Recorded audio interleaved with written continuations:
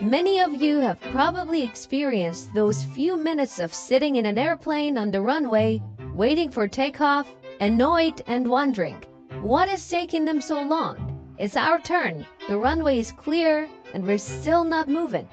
For comparison, a Nimitz-class carrier can launch one aircraft every 20 to 30 seconds from its 4 catapults. So why can't our airports do better? Those 2 to 3 minutes of wait in between takeoffs is to guarantee your safety. As an airplane passes through the air, a disturbance forms behind it known as wake turbulence. Wake turbulence has 2 major components, jet wash and wingtip vortices. Jet wash is the rapidly moving gas that's expelled by the jet engines. It's extremely powerful and hazardous. Jet wash can easily flip cars. The good thing is that the effect of jet wash is relatively short-lived. On average, jet wash is experienced up to 400 feet with the exception of takeoff thrust, which can extend to 1900 feet behind the aircraft. But on the other hand, wingtip vortices are the primary and the most dangerous component of wake turbulence. They are disturbances that occur as a result of the wing generating lift and can remain in the air for up to 3 minutes and stretch up to 10 miles. Aircraft wings generate a pair of vortices that rotate in opposite directions and sink about 290 to 490 feet per minute. They are not true turbulence, but still are incredibly dangerous, because if one aircraft enters the wake of a larger aircraft, it can lose its roll control due to the rotating vortex, resulting in a flipover and crash. The strength of the wingtip vortices depends on the speed, wing shape, and the weight of the aircraft. Altitude also plays a factor, as the strongest vortices form below 2,000 feet. So you can see how wake turbulence presents a huge hazard for aircraft during takeoff and landing. Over the years, wake turbulence caused numerous accidents, taking away homes and lives. But it took this next incident for the officials to finally take some action.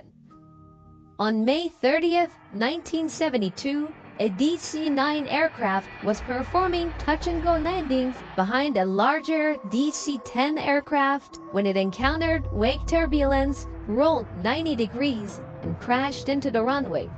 During the follow-up investigations, the National Transportation Safety Board conducted a series of wake vortex tests using Lockheed L-1011 and DC-10 aircraft.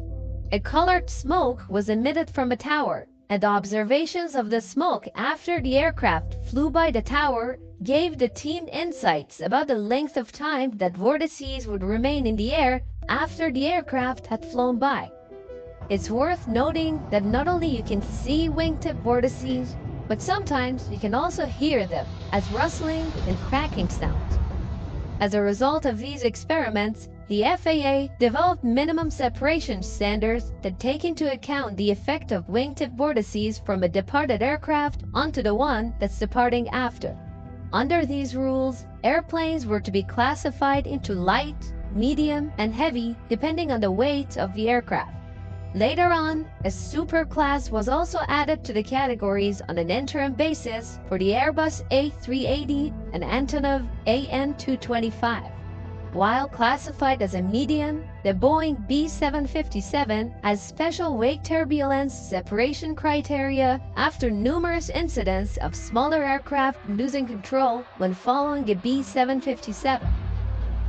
During takeoffs, an aircraft of a lower weight category has to wait at least 2 minutes before flying after an aircraft of a higher weight category. If the following aircraft does not start its takeoff roll from the same location as the preceding aircraft, the wait interval is increased to 3 minutes to ensure the wake turbulence has dissipated. During landings, the weight category of the preceding airplane and the following airplane determine the minimum separation distance.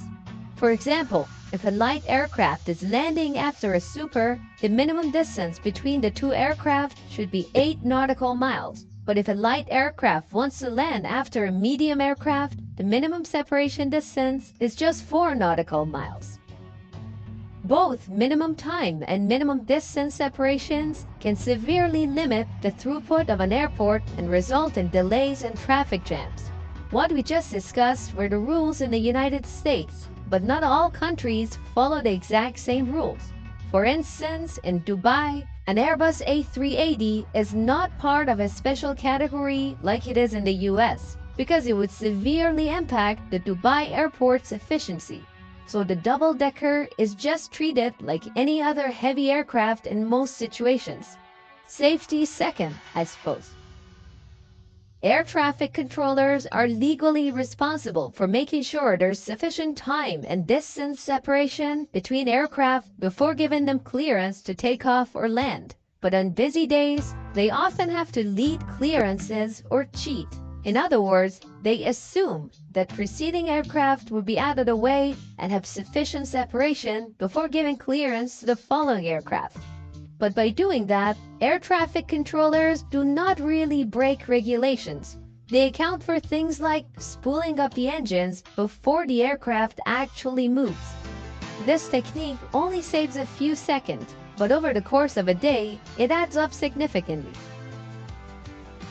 In order to increase airport efficiency, in 2012, FAA began a pilot project of testing revised criteria which relied on a 6-category system instead of the previous 4-category system.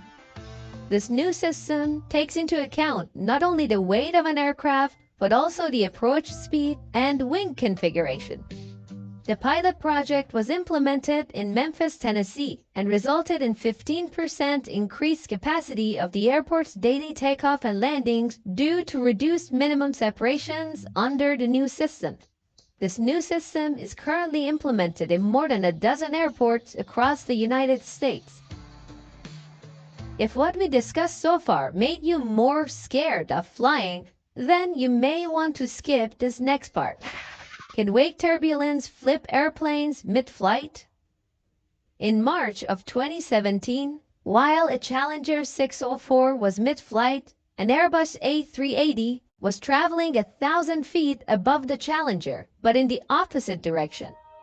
48 seconds after the two crossed paths, at a distance of 15 nautical miles from the Airbus A380, the Challenger encountered severe wake turbulence that rolled the aircraft 3 to 5 times and flamed out both of its engines. The Challenger 604 lost 10,000 feet in altitude before the crew was able to bring the aircraft under control.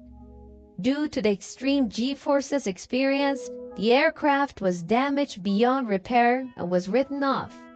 As a result of this incident, there is now a worldwide concern regarding the wake effects of the Airbus A380. It's always the little guy that gets hurt. Finally, let's go back to the aircraft carriers for a moment. While the width of a flight deck is roughly equivalent to the width of an airport runway, the airplanes that are launched from a carrier are much smaller. In addition, the carrier-launched airplanes are also usually of similar size, which means the wake turbulence is less impactful. Also keep in mind that the carrier is traveling into the wind, which in turn reduces the wake turbulence. And last but not least, the jet aircraft that take off from the carrier perform a clearing turn to the right of the bow and to the left of the waist catapults. This allows for nearly simultaneous launching of 2 aircraft. However, if the aircraft climbs straight ahead, a minimum interval of 30 seconds between aircraft launches is needed. The moral of this story is, the bigger you are, the harder they fall.